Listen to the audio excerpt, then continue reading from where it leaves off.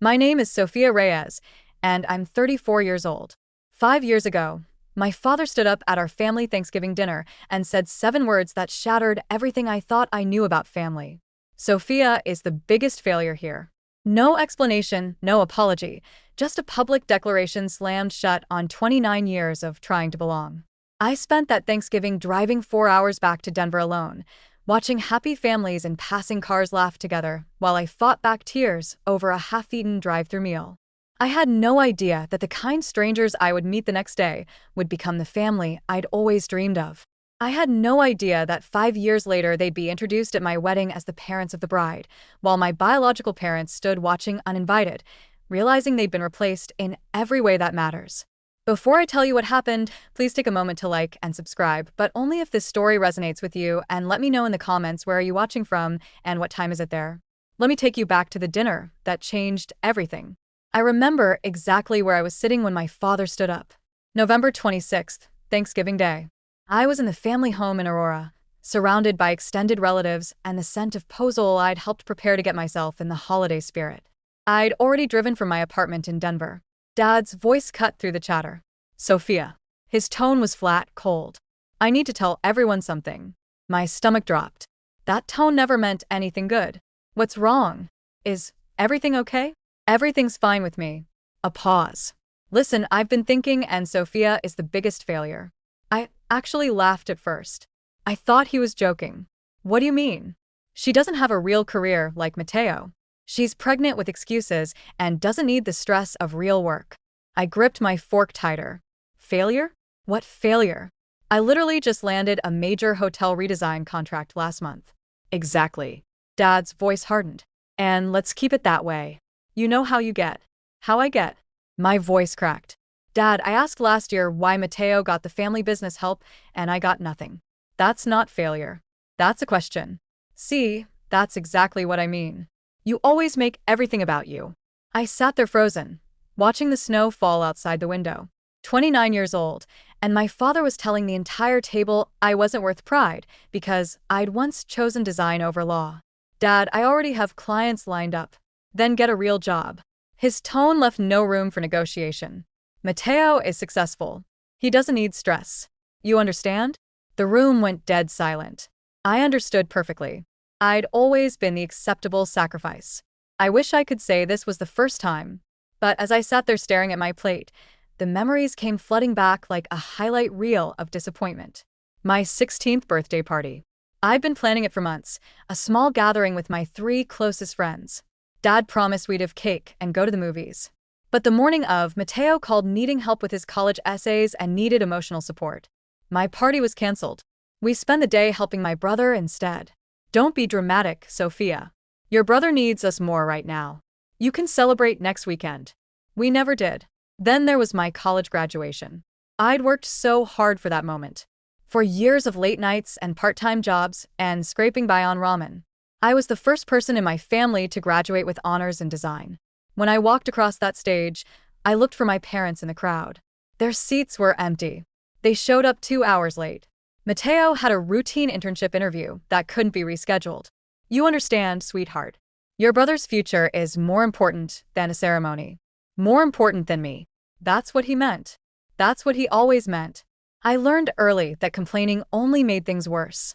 Don't be so sensitive. Stop making everything about yourself. Why can't you just be happy for your brother? So, I stopped complaining. I became smaller, quieter. I thought if I was agreeable enough, easy enough, invisible enough, maybe then I'd finally earn their love. I was 29 years old, sitting at the family table with a plate of food I couldn't touch. And I finally realized the truth. There was no amount of achievement that would ever be enough. I tried to talk to my mother after dinner. I don't know what I expected. Maybe some small part of me still believed she'd stand up for me. Just this once. She was clearing plates. Hey, Mom. Her voice was cautious. She already knew. Mom, did you hear what Dad said? A long pause. I could hear the TV in the background. Probably a football game. He mentioned it. And you're okay with this? You don't think maybe I should be defended at Thanksgiving with my own family? Another pause. Longer this time. You know how your father is, Sophia. He's just trying to motivate you by being honest. It's not like that. Then what is it like, Mom? Tell me. Because from where I'm standing, it looks like you're all choosing Mateo over me again. Silence. I could hear her breathing. I could almost see her at the sink, rubbing her forehead the way she always did when she wanted to disappear from a conversation. Mom, do you want me here? 5 seconds passed. 10. I think she cleared her throat. I think it's better if you listen to your father this year. Something inside me went quiet. Not sad, not angry, just empty. Okay, Mom. Sophia, don't be like that, I said. Okay. I left. She didn't stop me. I drove as the sun went down, watching the shadows stretch across the highway. My father had a chance to choose me, to say one word in my defense. And he chose public humiliation instead. He was always in the middle. I realized he just always chose to stand on Mateo's side. But as the darkness settled in, something else settled, too. A quiet decision. If I wasn't welcome at their table as I am, I'd make my own success. Thanksgiving Day arrived gray and cold. I woke up in my apartment to the sound of my neighbor's family arriving. Footsteps overhead, children laughing, the muffled warmth of voices I couldn't make out. The smell of something delicious drifted through the vents. Someone was making stuffing. I made instant coffee and sat by the window, watching the snow fall on the empty street below. My phone stayed silent all morning. No calls, no texts, not even a happy Thanksgiving from anyone in my family. Around noon, I made the mistake of opening social media. Mateo had posted a photo. The whole family around the dining table, Mom, Dad, Mateo, his wife, their kids in tiny turkey sweaters. Everyone was smiling. The caption read, "So grateful for my family. These are the people who matter most." I zoomed in on the photo, counted the place settings. No spot for me. They hadn't just shamed me. They'd erased me like I'd never existed at all. I closed the app, stared at the ceiling. I thought about ordering delivery and spending the day in bed. That's what I deserved, right? A sad meal alone in my dark apartment, feeling sorry for myself. That's what the failure daughter gets. But something in me refused. No, I wasn't going to sit here and let them win. I wasn't going to let their rejection turn me into exactly what they accused me of being, a sad, bitter, dramatic mess. I grabbed my coat. If I was going to spend Thanksgiving alone, I was going to do it somewhere with actual food, with light, with life. I just had to find a restaurant that was still open. Harbor Cafe was one of those old Denver institutions. Dark wood, brass fixtures, the kind of place that still had cloth napkins and candles on every table.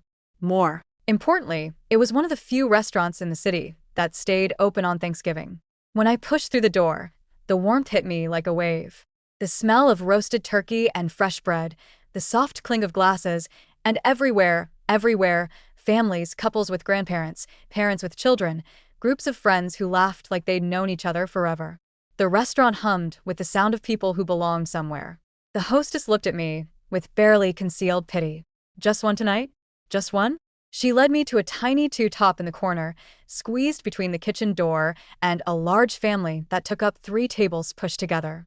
I could have touched their chairs if I reached out. "Your server will be right with you."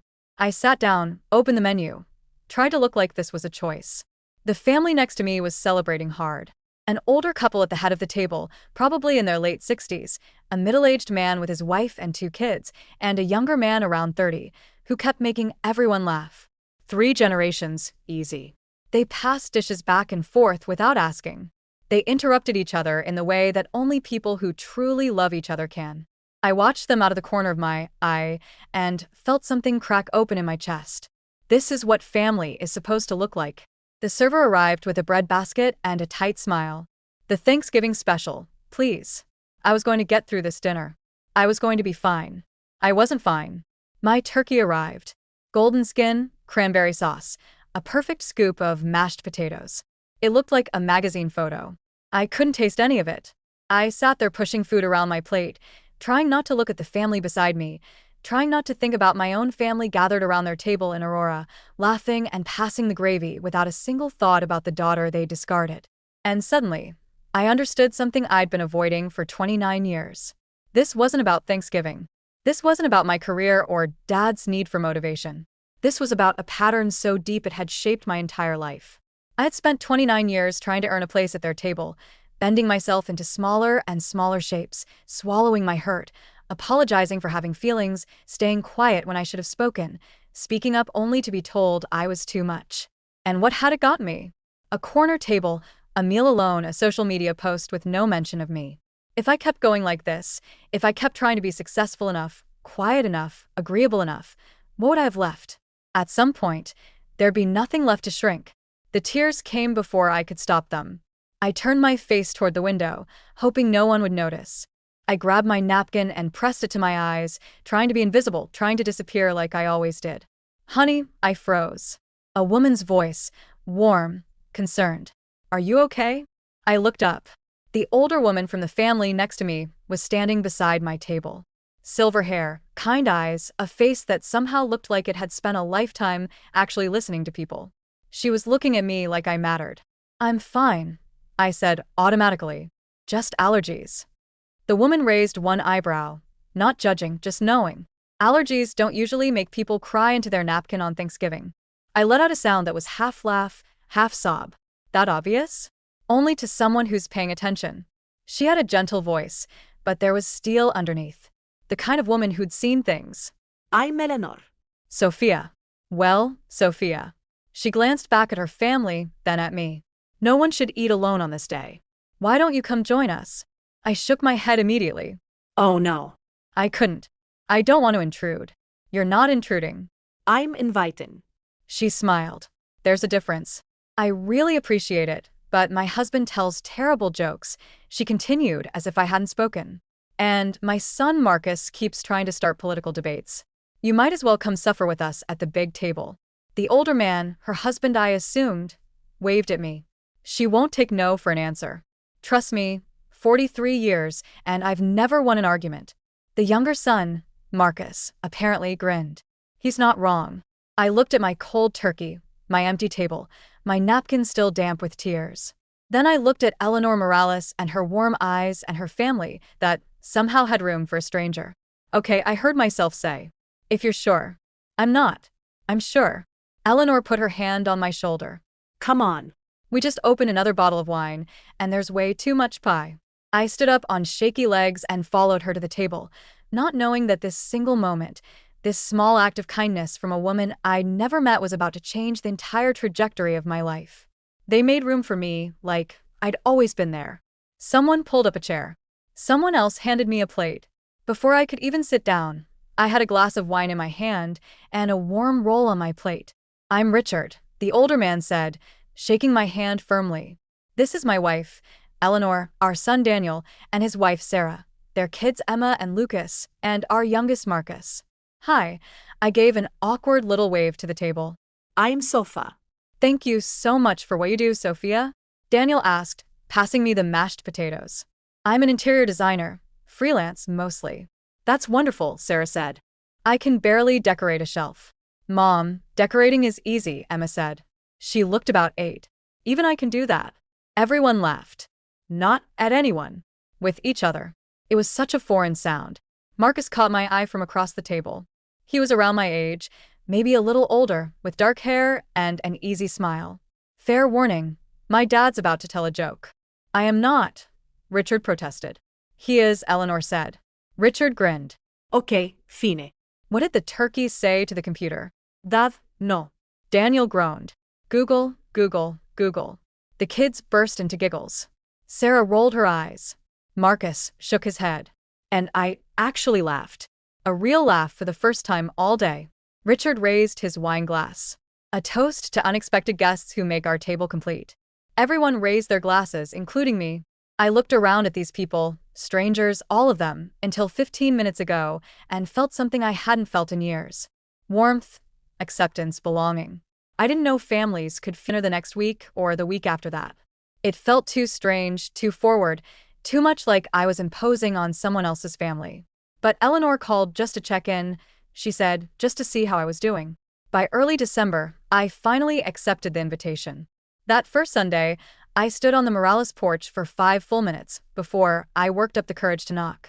The house was exactly what I'd imagined, a beautiful Victorian with a wraparound porch and lights in every window. It looked like the kind of place where good things happened. Eleanor opened the door before I could change my mind. There you are. She pulled me into a hug like it was the most natural thing in the world. We saved you a seat. That was the first of many Sundays. Over the next 6 months, I became a regular at the Morales dinner table. Richard taught me to play chess, even though I lost every single game. Eleanor showed me her secret puzzle recipe, the one she swore she'd never written down. Daniel's kids started calling me Aunt Sophia without anyone telling them to. And Marcus and I became friends. Real friends, the kind who texted random thoughts at 2 a.m. and argued about movies and sat next to each other at dinner without anyone having to arrange it. I didn't hear from my biological family once. Not a call, not a text, not even a Christmas card. For the first time in my life, I stopped noticing because for the first time, I wasn't performing for love. I wasn't shrinking myself to fit into someone else's expectations. I was just loved. It felt like finally coming home. One spring afternoon, about 8 months after that first Thanksgiving, Eleanor and I were sitting on her back porch. The garden was just starting to bloom. Tulips pushing up through the soil, birds fighting over the feeder. Richard was inside watching a game with Marcus. We could hear them shouting at the TV. "Have you heard from your parents?" Eleanor asked. I watched a robin land on the fence. "No, and I haven't reached out either." She nodded, no judgment in her eyes. Do you want to? I thought about it. Really thought about it. Sometimes I admit it in the middle of the night. Mostly I'll think about calling my dad and trying to explain, but then I remember there's nothing to explain. He knows what he did. He just doesn't think it was wrong. That's a hard thing to accept. It is. I pulled my cardigan tighter. I keep waiting to feel guilty. Everyone says you should forgive your family no matter what. Blood is thicker than water, and all that. I've never believed that. Eleanor took a sip of her tea. In my career, I helped a lot of people find legal recognition for the families they've built, not the ones they were born into. I turned to look at her. "What do you mean?" She smiled, soft and knowing. "Just that the law recognizes what the heart already knows. That family can be created, not just inherited. There are ways to make those bonds official if a person wants to." I didn't fully understand what she was hinting at. "Not yet." Something to think about, Eleanor said. "Whenever you're ready." She patted my hand and changed the subject to her tomato plants. But her words stayed with me. They would take root slowly and bloom at exactly the right time. It happened so naturally that I almost didn't notice it happening. 2 years after that first Thanksgiving, Marcus and I weren't just friends anymore. We were something more, something that had grown so gradually that when we finally acknowledged it, it felt less like a beginning and more like a recognition of what had always been there. He asked me to dinner at Harbor Cafe, the same restaurant where we'd met.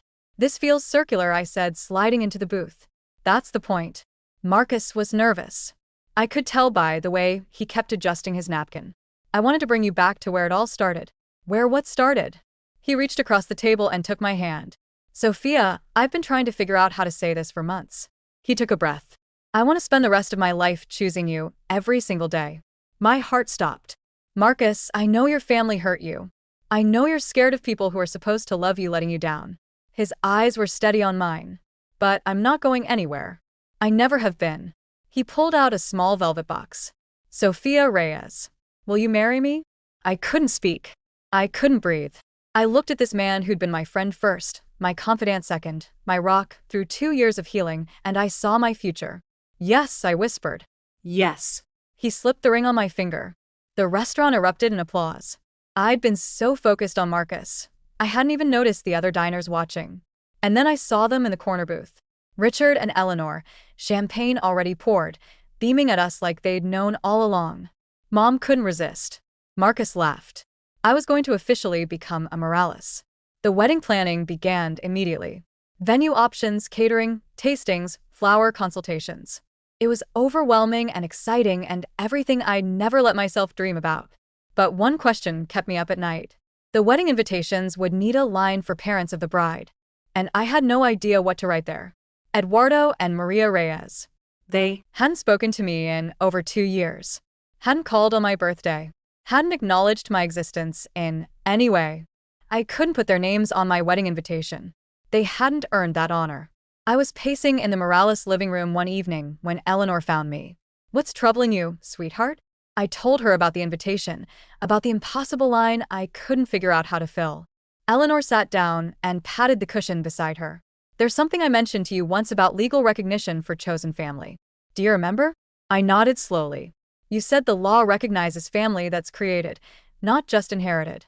"Adult adoption," Eleanor said gently. It's a legal process where a consenting adult is formally adopted by another family. It creates a legal parent-child relationship, new birth certificate, new legal next of kin status, everything. My heart was pounding. That's a real thing. Very real.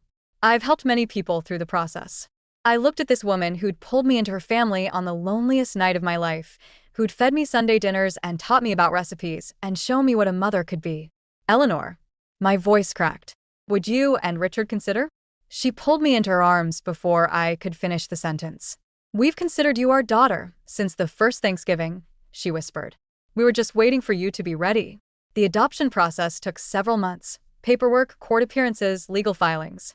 But with Eleanor guiding me through every step, it felt less like bureaucracy and more like a ceremony.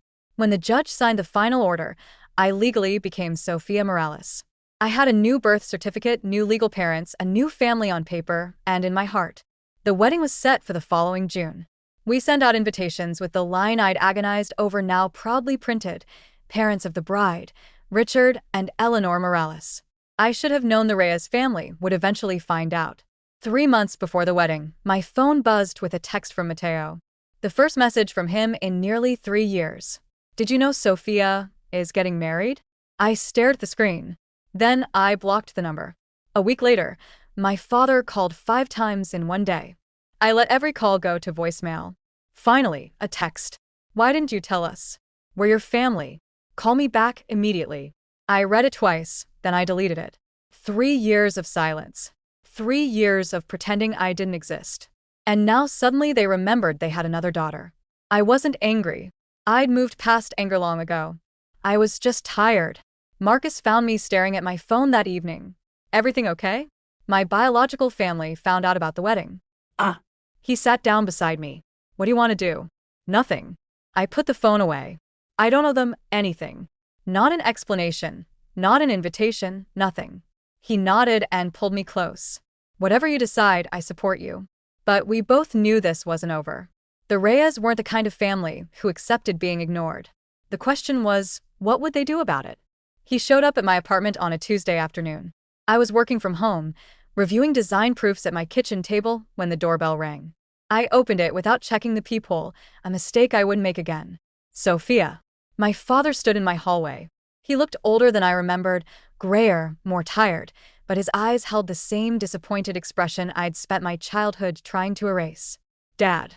The word felt foreign in my mouth. What are you doing here? What am I doing here? He pushed past me into the apartment, without being invited. What are you doing?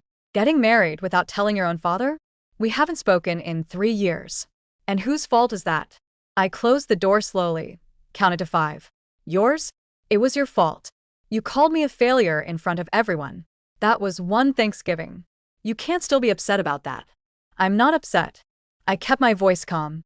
I've moved on. Maria's eyes swept across my living room, landing on the photos on my bookshelf. Me and Marcus at a beach. Me and Eleanor making pie. The whole Morales family at Christmas. Me right in the center. Who are these people? My family. His face contorted. I am your family. You were. I met his gaze evenly. You chose not to be. Remember, I was the failure. That was years ago. And in those years, you never once called, never checked if I was alive, never acknowledged my existence. I felt eerily calm. So, no, Dad. You don't get to show up now and act like you have a claim on me. I want an invitation to the wedding. No. His jaw dropped. Excuse me? You heard me. I walked to the door and opened it. You don't get to shame me and then demand a seat at my table. But wait, that was only part of it. A year after the dinner, the house in Aurora went into foreclosure. Dad's construction business had collapsed. Bad bids, rising costs, lawsuits. He called me begging for help. I listened. Then I bought the house at private sale before auction. I signed the papers and drove over. I bought the house, I said. He stared. You're kicking us out? No. The bank was. I just bought what they were selling. But this is your childhood home. It was. Until you told everyone I was a failure. So I built something I could be proud of. Turns out that included this house. I handed him the notice. 30 days. I turned and walked away. Over the next months, I renovated. I opened walls, added light, planted the garden Mom always wanted. Every change was mine. Along the way, I met Leo, the carpenter, who became my partner. His family embraced me. We married in the backyard. The wedding day dawned golden and perfect. June in the mountains, a venue with rolling hills. In the bridal suite, Eleanor adjusted my veil. "You look beautiful." I looked at my reflection. The woman looking back was calmer, stronger than the girl at that dinner 5 years ago. On the program, parents of the bride, Richard and Eleanor Morales. I'd hired security. I knew they might show. The ceremony was perfect.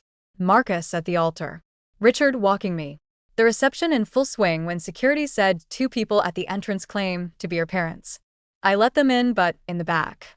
The MC announced the parents of the bride, Richard and Eleanor Morales. The room erupted in applause. Across the room, my father's face went white. My mother grabbed his arm. "What did he just say?" They realized I'd replaced them completely. She pushed through. "What is going on?" "My legal parents. I was adopted." "You what?" "You can't replace us." "I didn't replace you. You abandoned me first. You called me failure. Every time for 29 years. The guests watched. That's not fair. Fair? I spent 29 years trying to earn a place. You know what I got? A public shaming. 3 years of silence. I'm still your father. Not legally. Not emotionally. Not anymore." The room quiet. My father spoke up. "Sophia." "I'm sorry." I should have done better. I was a coward. I let it happen. Something cracked, but not healing. Sorry doesn't undo the years. I know. Eleanor stood beside me. My mother spat. "You stole my daughter." Richard stepped forward. "I think it's time you leave. I'm her father. Legally and in every way. You gave her away. We picked her up. 5 years ago, she sat alone because her family called her failure. We invited her. We showed her family. Now this is her day. Escort them out." "Wait," I said. "I don't hate you. I've made peace. You're not villains. You just couldn't love me the way I needed. You chose comfort. I deserve to be chosen first. You didn't. They did. And I choose them." Goodbye. As they left, guests applauded for me. The rest of the wedding Was joy. we danced. Laughed. Cut the cake. The next morning, texts from relatives. "How could you?" I deleted them. But one from an aunt. "I'm proud of you.